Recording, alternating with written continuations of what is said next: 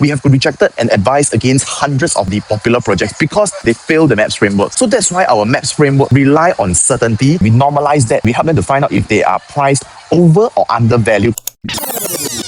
Hey. Today is the second last day. Finally, it's coming to an end. I can't wait to go back to Singapore. I miss my kids already. Recently, these few days, there's a lot of reflection done. There's a lot of looking back at their photos and everything. I know that I missed out a lot, but seeing them grow happily, seeing them smile, my heart is full. Today's topic will be something different that our loyal viewers and clients will have heard many times. But for new viewers here, today I'll be sharing about how we help our clients structure with clarity and confidence in mind in their exit. We call it the MAPS framework. Imagine this, you walk into a show flat. The agent points at an empty field and says buy now. In 10 years, the master plan says that this will be a transformation zone. There will be new MRT lines, high demand, and people buy. So what do they buy on? They buy on hope. At KYA, we don't rely on hope. Put it simply, if there is hope, there is also risk involved. Why would we want our clients to be at risk? Transformations can be delayed, plans can be changed. So that's why our MAPS framework rely on certainty, and we have backtested it on hundreds of projects and found what really matters and what causes projects to outperform one another. To summarize, M stands for macro. We look at the supply and demand in the vicinity and compare it with the entire region to look at the demand and supply from the macro perspective. Is this area oversaturated with one bidders? Is this area currently on high or low in demand? A stands for area. So who is going to be buying from you in the next 5 years? Is there a pool of HDB upgraders nearby reaching MOP?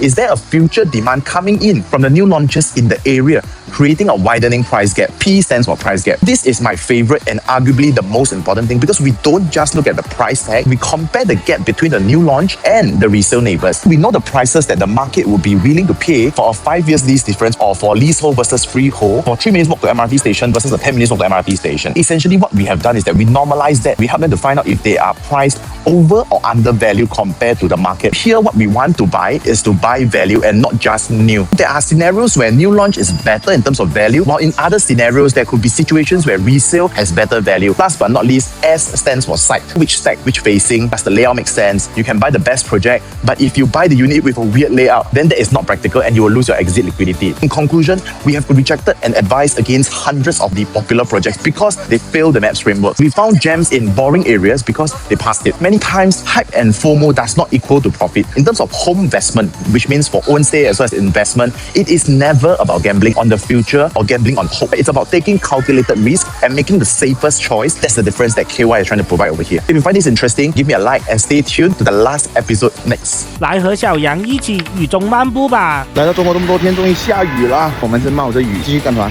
继续逛街，第二天不能浪费，而且我们又不要买雨伞，故意不要买雨伞，在淋雨中，很浪漫哈。是的。